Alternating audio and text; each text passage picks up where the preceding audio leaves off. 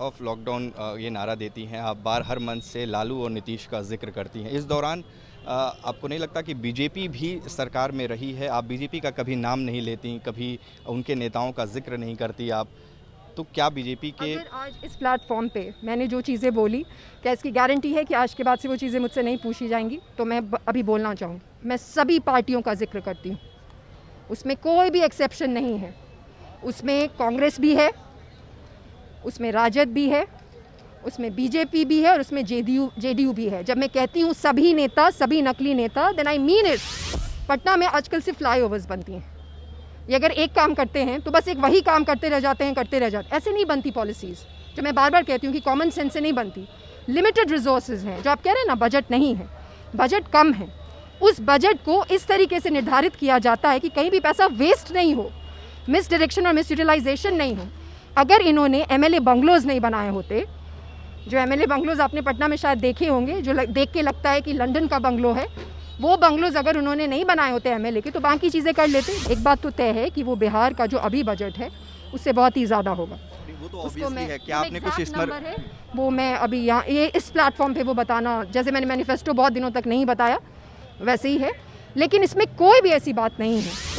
बिहार विधानसभा चुनाव में करीब आधा दर्जन मुख्यमंत्री पद के दावेदार हैं, लेकिन सिर्फ एक महिला कैंडिडेट इस बार चीफ मिनिस्टर की सीट के लिए दावा ठोक रही हैं और वो हैं पुष्पम प्रिया चौधरी।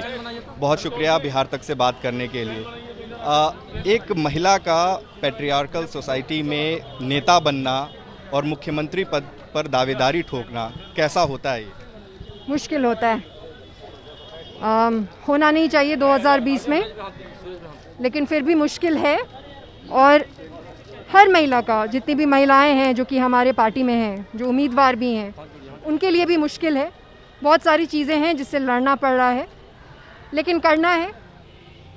सबसे पहली बात तो ये है कि 50% से भी ज़्यादा जनसंख्या जो है वो महिलाओं की है, और यहाँ पे जो बड़ी बड़ी पार्टियाँ हैं वो ये दावा करती है कि वो महिला सशक्तिकरण के लिए काम करते हैं, लेकिन उनका पार्टिसिपेशन नहीं है पॉलिटिकल। आपने कितनी महिलाओं को दिया है टिकट? हमारा टारगेट था कि हम 50% महिलाओं को दें, लेकिन वो टारगेट हम नहीं मीट कर सके। उसका भी दो कारण है।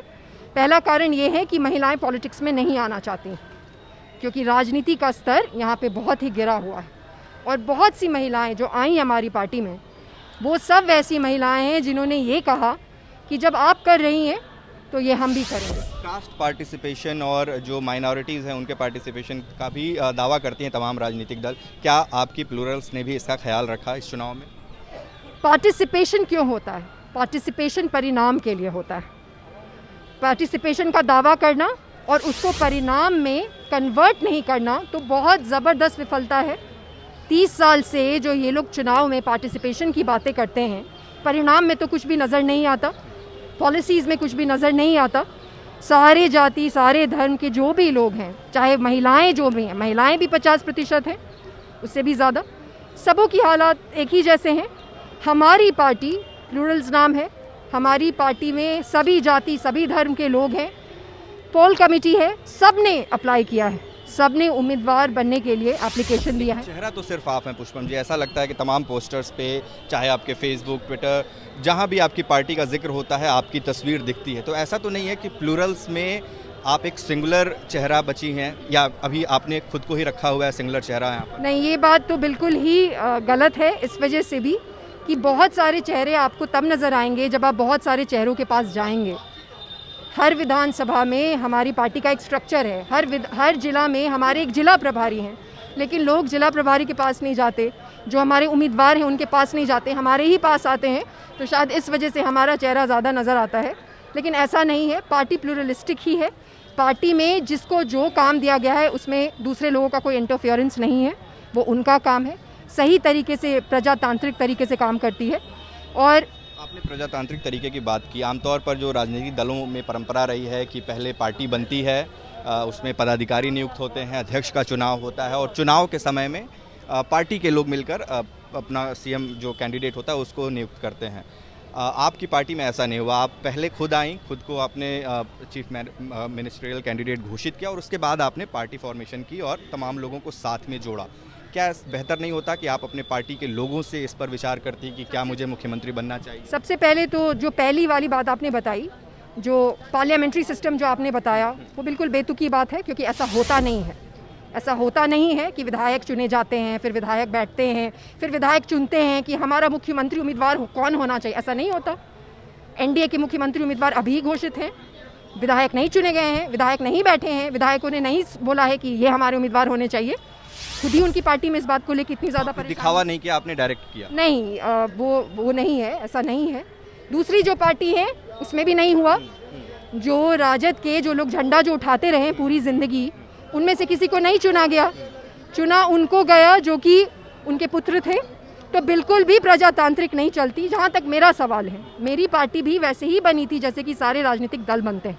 100 से ज़्यादा लोग हम लोग बैठे थे, जो मैनिफेस्टो था उसको हमने डिस्कस किया था, और फिर जाके वो पूरे पार्टी का स्ट्रक्चर डिसाइड हुआ था। लेकिन हाँ, ये बात भी सही है कि मैंने उस प्रोसेस को थोड़ा उल्टा कर दिया, क्योंकि मुझे दिखावे में इंटरेस्ट नहीं है। और यहाँ पे जहाँ पे राजनीति का स्तर इतना गिरा हुआ है, वहाँ पे लोगों को लाना भी मुश्किल था। तो मैंने वो प्लेटफॉर्म दिया, एक साफ़ सुथरा प्लेटफॉर्म दिया, जिसमें कि 13 करोड़ जनसंख्या, बहुत बड़ी जनसंख्या है, उन तक पहुँचने के लिए मैंने वो एक ज़रिया इस्तेमाल किया कि मेरे जैसी जिनकी सोच है, जो लाइक माइंडेड पीपल। मन से कहा कि तेजस्वी यादव को मुख्यमंत्री पद का दावेदार भी नहीं होना चाहिए था, ऐसा क्यों? मतलब मुख्यमंत्री पद के दावेदारी के लिए क्या योग्यता पुष्पम प्रिया चौधरी की नज़रों में है? पार्लियामेंट्री सिस्टम है, आपने ही कहा। मुख्यमंत्री, सबसे पहले मुख्यमंत्री दावेदार तो ऐसे होगा कि सभी लोग विधायक बने, उसके बाद फिर वहाँ जाएं, फिर चुनाव हो। दूसरी चीज़ ये है, अफसर बहुत ही ज़रूरी होता है। जो हम आजकल नेपोटिज्म की इतनी बातें करते हैं, नेपोटिज्म है क्या, उस पर भी तो बात करने की ज़रूरत है। नेपोटिज्म से हमें इतनी नफरत क्यों है? क्योंकि वो अफसर को इक्वली नहीं बांटती लोगों में। अफसर सिर्फ उन लोगों को मिल जाता है जो कि किसी खास जगह से आते हो। तो इसीलिए मेरा ये मानना है, सबसे पहली चीज़, तो आपके भी एमएलसी थे। मेरे पिताजी की पार्टी नहीं है। मैं पिताजी के पार्टी के नाम पे आपसे वोट नहीं मांग रही। मेरे पिताजी क्या थे, और ये नेपोटिज्म तब होता जब मैं जदयू में होती, उनके सीट से चुनाव लड़ती, और तब आपसे कहती कि मुझे पिताजी की वजह से वोट कर दो। ये मेरी पार्टी है, प्लूरल्स के लोगों की पार्टी है। मेरे पिताजी का इसमें बस इतना ही रोल है कि दुर्भाग्यवश या भाग्यवश जो भी कहिए, वो प्लूरल्स के प्रेसिडेंट के पिता हैं। अब उन्होंने भी जेडीयू छोड़ा तो नहीं अभी है, लेकिन उन्होंने बगावती रुख अख्तियार करते हुए निर्दलीय नामांकन किया, और तमाम आरोप भी लगाए उन्होंने नीतीश कुमार और उनकी सरकार पर भी। तो क्या वो आपसे प्रभावित हो गए? आशा करती हूँ कि प्रभावित हुए हों।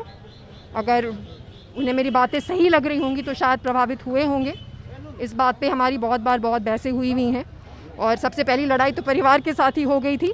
लेकिन ये किसी खास व्यक्ति के बारे में नहीं है, ये बिहार के बारे में। उन्होंने मुझसे एक बार पूछा था बहुत पहले, जब मैंने उन्हें ऐसे ही कहा था कि शायद मैं ये करूं, तो उन्होंने कहा था क्यों करना है? तो मैंने उन्हें कहा था क्योंकि बिहार मेरा भी है। तो जो भी उनसे संबंधित चीज़ें हैं वो प्लूरल्स के प्लेटफॉर्म पे बिल्कुल अनप्रोफेशनल है, क्योंकि उनकी पार्टी नहीं है, ये हमारे प्लूरल्स के लोगों की 30 इयर्स ऑफ लॉकडाउन ये नारा देती हैं आप, बार हर मंच से लालू और नीतीश का जिक्र करती हैं। इस दौरान आपको नहीं लगता कि बीजेपी भी सरकार में रही है? आप बीजेपी का कभी नाम नहीं लेती, कभी उनके नेताओं का जिक्र नहीं करती आप, तो क्या बीजेपी के... अगर आज इस प्लेटफॉर्म पे मैंने जो चीज़ें बोली, क्या इसकी गारंटी है कि आज के बाद से वो चीज़ें मुझसे नहीं पूछी जाएंगी? तो मैं अभी बोलना चाहूँगी, मैं सभी पार्टियों का जिक्र करती हूँ, उसमें कोई भी एक्सेप्शन नहीं है। उसमें कांग्रेस भी है, उसमें राजद भी है, उसमें बीजेपी भी है, और उसमें जेडीयू भी है। जब मैं कहती हूँ सभी नेता, सभी नकली नेता, देन आई मीन इट। ये प्लूरल्स जो पार्टी है, इसमें कोई भी वो इंसान नहीं है जिसने पहले राजनीति की हो। हमारी पार्टी में सारे नए लोग हैं, अच्छे, बहुत ही पढ़े लिखे लोग हैं। और आपने वो ट्रेनिंग वाली बात पूछी थी ना, जब आपने पूछा तेजस्वी जी के बारे में पूछा और क्या आपको वो चाहिए, हाँ, मुझे लगता है कि बिहार में चीज़ें बदलने के लिए आपको ट्रेनिंग अभी होने की ज़रूरत है। और ऐसी वैसी ट्रेनिंग नहीं, खास ट्रेनिंग होने की ज़रूरत है, पब्लिक पॉलिसी की ट्रेनिंग होने की ज़रूरत है, क्योंकि सिस्टम बहुत ही चौपट है, उसको स्क्रैच से बिल्ड करने की ज़रूरत है। सभी लोग राजनीति में नए हैं, क्या ये भी एक वजह है कि आपके कई उम्मीदवारों के जो नामांकन पत्र थे वो खारिज हो गए? नहीं, ये बिल्कुल भी रीज़न नहीं है। क्योंकि अगर आप कह रहे हैं कि राजनीति में नए हैं, उसका मतलब आप ये कह रहे हैं कि उनको फॉर्म भरने नहीं आता था। हाँ, मतलब कुछ गलतियाँ हो सकती हैं। हाँ, कुछ गलतियाँ हो सकती हैं। कुछ लोगों ने ये भी कहा कि आपने सभी अनपढ़ लोगों को ले लिया, इसलिए आपके रिजेक्ट हो गए। पढ़ने लिखने की वजह से अगर लोगों का एप्लीकेशन रिजेक्ट होता, तो फिर जितने भी पार्टीज़ हैं उसके 99% लोगों का रिजेक्ट हो जाना चाहिए था, राइट? यही बात है। हमारे पार्टी में तो सभी पढ़े लिखे लोग हैं, मैक्सिमम लोग पढ़े राष्ट्रपति को लिखे हैं। चिट्ठी भी लिखी इसको लेकर। मैं बिल्कुल बहुत ही विनय के साथ ही उनसे अनुरोध करती हूँ और किया भी कि राष्ट्रपति शासन में चुनाव कराइए, क्योंकि ये सारी चीज़ें हम भले ही बात नहीं करते हो बट किसी से छिपी नहीं है कि यहाँ पे gross power of misuse of power होता है। यहाँ पे पावर को जिस तरीके से ये लोग मिसयूज़ करते हैं, I mean that's very very sad. वो बहुत ही दुखद है और सबको पता है। खुद नीतीश जी जब आए थे पहली बार तब राष्ट्रपति शासन लगा था, तब फ्री एंड फेयर इलेक्शन हो पाया था। उसके बाद कभी नहीं हुआ। फ्री एंड फेयर इलेक्शन मुझे नहीं पता हुआ कि नहीं हुआ। अभी मैं इस प्रक्रिया में शामिल हूँ तो मुझे पता चल रहा है कि फ्री एंड फेयर इलेक्शन नहीं हो रहा है। सवाल आपके मैनिफेस्टो पर, इसमें जो मुझे सबसे एक चीज़ नज़र आई कि आप हर परिवार पर एक डॉक्टर रखना चाहती हैं। आपने ये दावा किया है। 13 करोड़ की आबादी है बिहार में। पूरी दुनिया में ऐसा आज तक कहीं हुआ नहीं है कि WHO भी कहता है कि 1000 आदमियों पर एक डॉक्टर होना चाहिए। भारत में इसकी स्थिति बदतर है, बिहार में तो कहीं ज़्यादा बदतर है। एक परिवार को अगर हम 5 से 10 का भी मान लें कि सदस्यों का वो परिवार है, इतने डॉक्टर लाएंगे कहाँ से आप? ये बात गलत है कि पूरी दुनिया में ऐसा हुआ नहीं। एक परिवार पर डॉक्टर है ऐसा तो एक व्यक्ति पे डॉक्टर होता है, लेकिन फ़र्क ये किस है जगह पर है? लंदन में है, यूके में है, जो वहाँ का NHS सिस्टम है उसमें हर व्यक्ति का अपना एक GP होता है, राइट? तो ये गलत है। लेकिन हाँ, एक भिन्नता है कि यूके उतना बड़ा नहीं है जितना बड़ा हम हैं, मतलब जितनी बड़ी पॉपुलेशन हमारी है शायद उतना उनका नहीं है। डॉक्टरों की बहाली करनी पड़ेगी, उसके लिए हमने ये भी लिखा है कि मेडिकल स्कूल्स लगाएंगे। देखिए ये सारी चीज़ें नॉन नेगोशिएबल है। ये चीज़ कि परिवार, और हम व्यक्ति की भी बात नहीं कर रहे। मैंने ये नहीं कहा कि हर व्यक्ति पे एक डॉक्टर होगा, मतलब फेंकने के लिए नहीं है कुछ। जबकि यूके में जहाँ पे मैं रह चुकी हूँ काफ़ी लंबे वक्त तक, वहाँ पे हर व्यक्ति का अपना एक GP होता है। आपने जो परिवार का जिक्र किया है, तो ऐसा तो नहीं होगा कि एक डॉक्टर अगर एक परिवार पर है तो वो दूसरे परिवार को नहीं देखेगा? नहीं, ऐसा भी तो होगा ना कि गांव नहीं, एक गांव के लिए एक डॉक्टर होगा। आप नहीं, बहुत वो- स्पेसिफिक वो- चली गई हैं उसमें, मैं इसलिए थोड़ा डाउटफुल हूँ। नहीं, वो डॉक्टर सिर्फ एक परिवार का होगा ये नहीं लिखा है। ये लिखा है कि हर परिवार का एक डॉक्टर होगा। जैसे GP होता है वो सिर्फ एक परिवार का नहीं होता है, मतलब एक व्यक्ति का नहीं होता है, वो बहुत से व्यक्ति उनकी जिम्मेदारी होती है। तो एक परिवार की जिम्मेदारी एक डॉक्टर पे होगी और कई परिवारों की जिम्मेदारी उस डॉक्टर पे पुष्पम जी, होगी। ये नंबर बहुत ज़्यादा होंगे। इसको इतने बढ़ाने की डॉक्टर्स कहाँ से ज़रूरत है। आएंगे? वही तो मैं आपको कह रही हूँ। सरकारें इसी चीज़ों के लिए होती हैं। अगर 30 साल में ये चीज़ें हुई रहती तो आज हम ये बात नहीं कर रहे होते। डॉक्टर्स आने पड़ेंगे, लोगों की ज़िंदगी के साथ खिलवाड़ नहीं कर सकते। पॉलिसी बनाने का यही काम होता है कि कम से कम जो बेसिक चीज़ें हैं शिक्षा की और स्वास्थ्य की, वो तो नॉन नेगोशिएबल है, खासकर डेमोक्रेसी में। तो हमें मेडिकल स्कूल्स लगाने होंगे। जो इतने लोग हैं जो मेडिकल स्कूल में इतने सालों तक तैयारी करते हैं, उनको अपने यहाँ ही क्यों नहीं अच्छा मेडिकल स्कूल खोल के वहाँ पे ट्रेन किया जाए? और डॉक्टरों का जो इतना अकाल है, बहुत सारी समस्याएं इससे हल हो जाएंगी। कृषि का आपने इसमें जिक्र किया है, इसमें आपने स्टार्टअप का जिक्र किया है। आपने कहा है कि स्टेट गारंटी के साथ आप लोन देंगी और उसमें भी 50% आप कैपिटल सब्सिडी होगी, 10 लाख तक टैक्स फ्री होगा स्टार्टअप के लिए। इतना पैसा कहाँ से आएगा पुष्पम जी? क्योंकि बिहार का जो पिछला बजट था वो 2,11,000 करोड़ समथिंग का था और 1,63,000 करोड़ बिहार सरकार कर्जे में है। इतना पैसा आपकी सरकार आएगी तो कहाँ से आएगा? उसका भी मैं आपको जवाब दूंगी।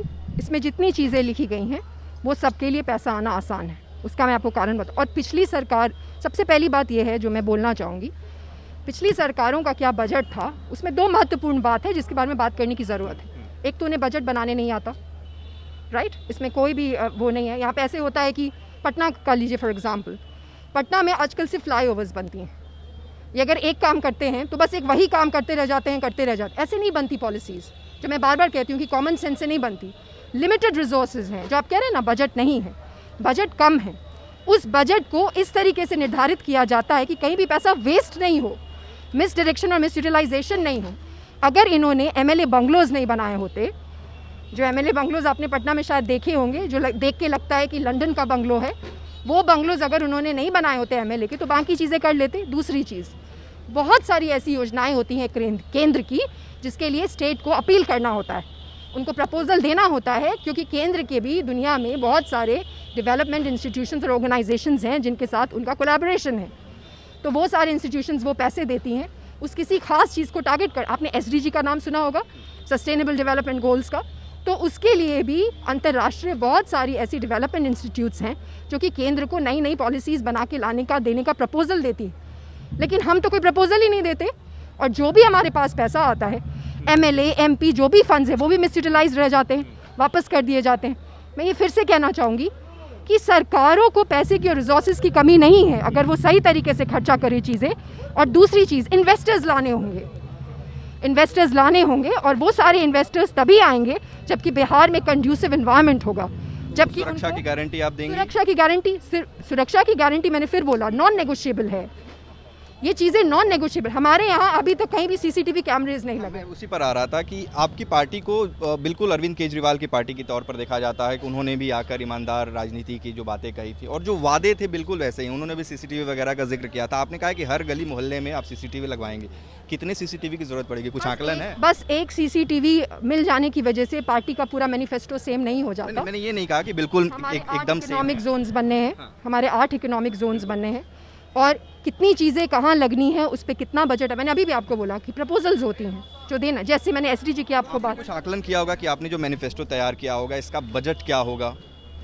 इसका जो बजट होगा, एक बात तो तय है कि वो बिहार का जो अभी बजट है उससे बहुत ही ज़्यादा होगा। वो तो ऑब्वियसली है कि आपने कुछ नंबर है वो मैं अभी यहाँ ये इस प्लेटफॉर्म पे वो बताना, जैसे मैंने मैनिफेस्टो बहुत दिनों तक नहीं बताया वैसे ही है, लेकिन इसमें कोई भी ऐसी बात नहीं है, कोई भी ऐसी बात। 3 लेवल पे चीज़ें होती हैं, वो भी मैं VIP कल्चर खत्म करने की बात कही है। आपने लिखा है कि बंगलों और जो गाड़ी हैं और जो निजी सुरक्षा कर्मी हैं, आप इस कार्यक्रम में आई हैं, आपके साथ 2 निजी बॉडीगार्ड हैं। वो मेरे बॉडीगार्ड हैं, सरकार के टैक्स के पैसे के बॉडीगार्ड नहीं हैं। वो सरकार के हमारे जो पुलिस हैं जिनको कि हम टैक्स पेमेंट करते हैं वो नहीं है। मैंने उनको अपना पेमेंट दिया है, आप दीजिए पेमेंट, आप भी बॉडीगार्ड रख सकते हैं, कोई दिक्कत नहीं, लेकिन हमारे पुलिस ऑफिसर्स आपके पीछे नहीं खड़े होंगे। वो तो प्रोटोकॉल होता है मैम। प्रोटोकॉल बदलने की जरूरत है। फिर ये क्या प्रोटोकॉल होता है कि कहीं भी पुलिस नजर, ये तो सब कुछ इन्होंने प्रोटोकॉल ही बना के रखा है। पहले तो लाल बत्ती भी प्रोटोकॉल था बट उसको हमने खत्म किया।